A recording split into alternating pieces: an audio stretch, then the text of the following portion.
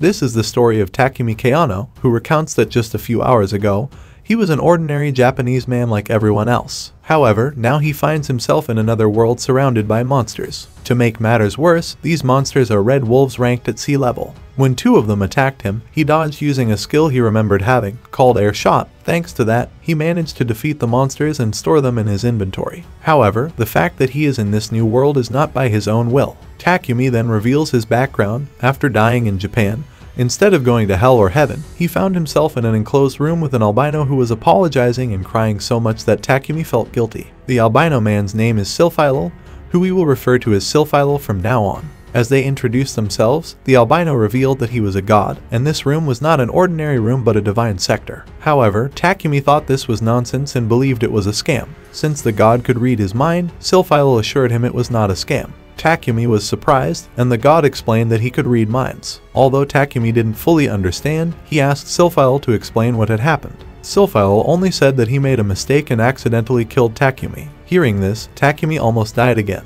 But then Silphilo revealed that he was trying to fix a crack in space-time and used too much power, causing a small lightning bolt that killed Takumi on the other side of the crack. Takumi shared that he died at the age of 28, and the body he now has was created by Silphilo, who not only reincarnated Takumi into this world managed by Silphilo but also gave him abilities and information about this world. Takumi showed his stats, indicating he has the title of human and subordinate of the wind god, and his level is at number 3. His new 20-year-old body made him a little happy, but he was surprised to already be at level 3 even though he was at level 1 when he first arrived. He wondered if it was because he defeated those red wolves. At that moment, he heard something strange and saw two children, twins, a girl on the left and a boy on the right. Takumi thought they might be lost, so he approached them and asked about their parents. However, they were scared and didn't answer. Being a good person, Takumi couldn't leave them alone, especially since they were hungry. He searched for food in his inventory and found 3 peaches. Since the children didn't know how to eat them, Takumi showed them how to eat the fruit.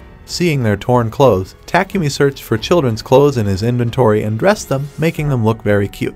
He then told them he would leave the forest to go to the city and asked if they wanted to come with him.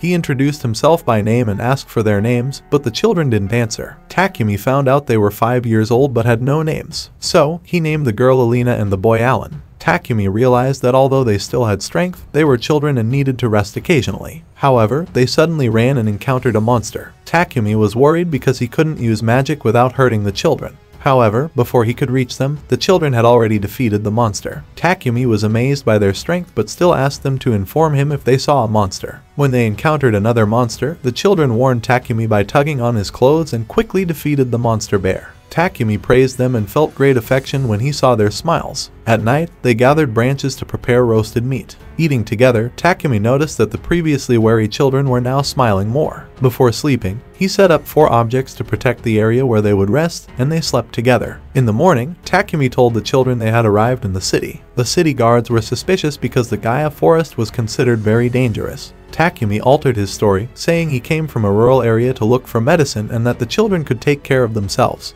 The guard asked for identification, and Takumi said he was from a rural area and didn't have any. The kind guard gave him a temporary card and suggested he handle identification at the guild if they were going to stay longer. In the city, Takumi realized the children were afraid of strangers. They went to a church and found a statue of Silphilo. Takumi knelt and asked if Silphilo could hear him. Silphilo confirmed, and Takumi told him about the twins. Silphilo didn't respond. But when Takumi said he couldn't take care of them alone and thought about taking them to an orphanage, Silphilo asked him not to. Silphilo revealed that the children were unusual and dangerous if left in their original place. Takumi decided not to ask further and requested permission to stay with them, which Silphilo granted. Takumi felt relieved and realized his presence meant a lot to Silphilo. He apologized to the children for taking so long and told them they would sleep in a bed at an inn. At the end, they played and eventually fell asleep together. In the morning, the children greeted him for the first time, surprising Takumi. Now that they couldn't hear his voice, he also told them that today they would go to the Adventurers Guild. Upon arrival, they met Luna, the receptionist, whom he asked if there was an age limit for registering as adventurers. Luna replied that there wasn't, so she provided the necessary documents to fill out. After the process was completed, she gave them guild cards that also served as identification. Then, she began explaining the rankings, starting from F, which is the beginner level, up to S, the strongest level. Although there is also an SS rank above S, she revealed that to this day, no one has reached that level. Regarding group rankings, it is the average of the group members. Additionally, when going to the forest to gather materials that are not for any mission, they can be assessed and sold to the guild. Quickly, Takumi asked to register them as a group, and seeing the children who looked like angels, and because the three of them had connections with the god, they decided to call themselves the White Wings. Their first gathering mission was to find herbs, and when given to the girl, she mentioned they only had 3 days. On the way to find herbs, they encountered slimes that the children played with. Takumi found one of the herbs and showed the children so they could find more. This plant is called lyre herb, and within minutes, the children had filled the entire bag.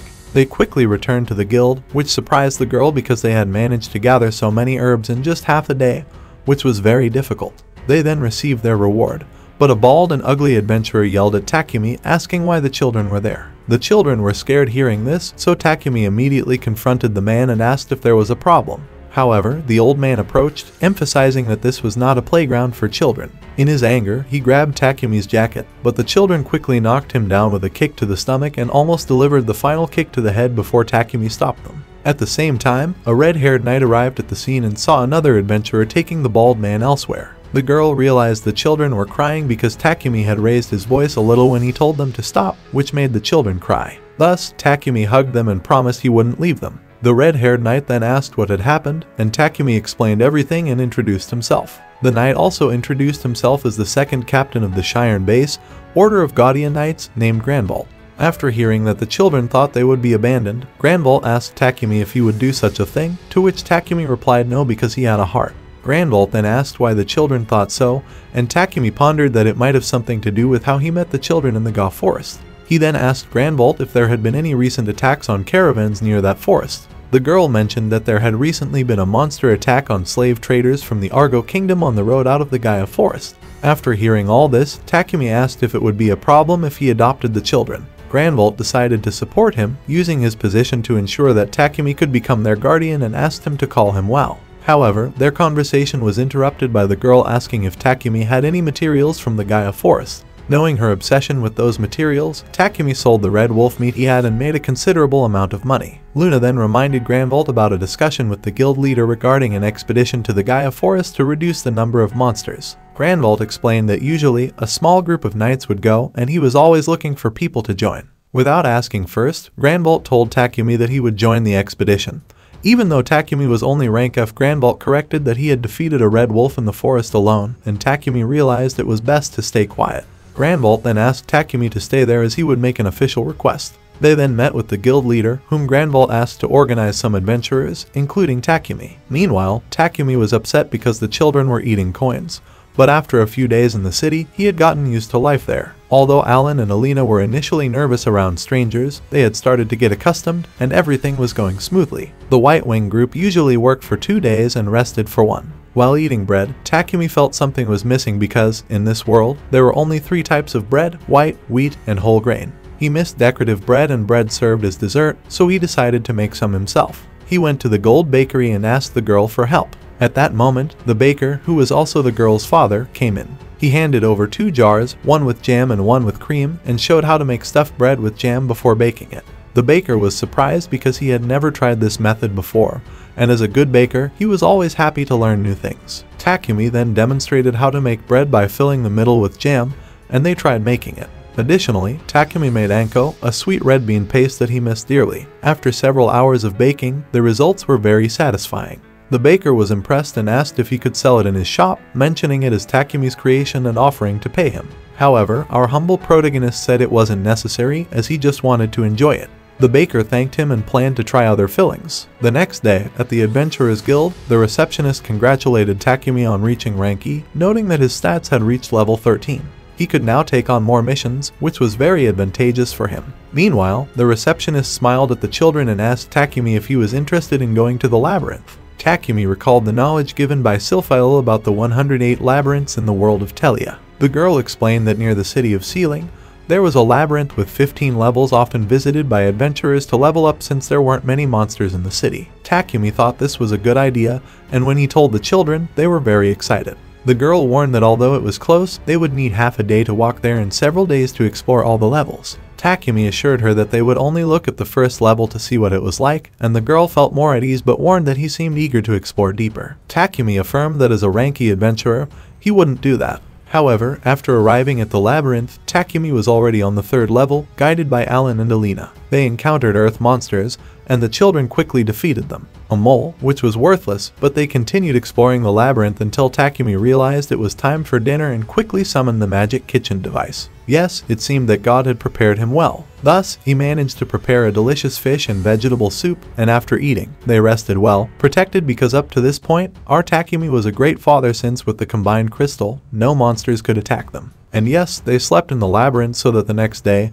and full of energy, the twins began killing monsters with Takumi. And this happened not just for one day but several days until they reached level 10. Then, behind a rock, they found a treasure chest that he said could contain something extraordinary or dangerous. Therefore, he examined it first, ensuring there were no traps, and when he opened it, they found 2 potions, one to restore strength and the other to restore magic. However, suddenly a monster appeared from behind, so the twins quickly dealt with it, and he immediately thanked them. Nevertheless, they also noticed that they obtained a wild monkey hide, which might be a bit rare, and with that, the little children were very happy. Seeing them, our Takumi mentioned that thankfully they weren't found by someone strong and evil, although he also felt as if he was taking advantage of them. And that's when they encountered a clay snake that Takumi would handle. He told them that this snake had poison in its fangs, so the twins left it to him. So, Takumi tested his stone throw and wind cutter, and due to the noise generated, a giant bee approached. Our Takumi asked the twins to handle it, but since they were flying monsters, the twins couldn't attack it and instead played for a long time until they finally finished it with a big kick. They handed over what they obtained from the monster, which was honey, to Takumi, and because Takumi was very ambitious, he asked the twins to take down all the giant bees they encountered. The children did so, and by night, he prepared something special, French toast with honey. However, at that moment, more giant bees came, which Takumi dealt with using wind shots. Yes, Takumi's skills were extraordinary, but even though he defeated the bees that came, more kept appearing. Finally, the twins decided to help him, and after several hours, they managed to gather a lot of honey and reached level 15, where they found a large door that seemed to be the final boss's door. The door looked suspicious to Takumi, but they decided to enter and found a large room as the door closed, trapping them with a giant earthworm. Naturally, our Takumi knew that if they didn't defeat it, they wouldn't be able to get out, so he told the children that he would take care of it.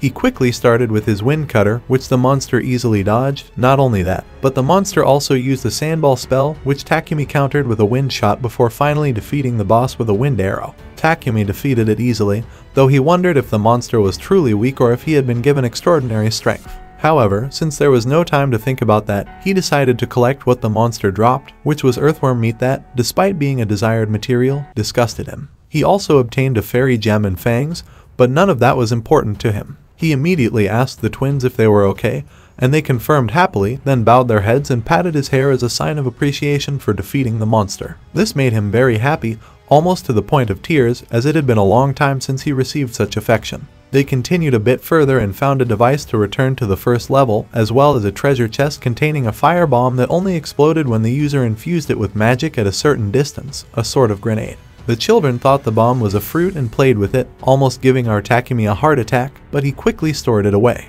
After that, the 3 of them touched the crystal ball and were teleported outside, and as they thought of heading to the city, they saw a small dog and a wolf outside. Seeing its wagging tail, Takumi decided to use appraisal, realizing that the dog was already contracted with him and was neither a dog nor a wolf, but a Fenrir. So, he immediately used an ancient technique to attract the Fenrir, which was to extend his hand like calling a dog, and the Fenrir approached. Seeing it up close, Takumi realized that the Fenrir was so beautiful that he wanted to pet it.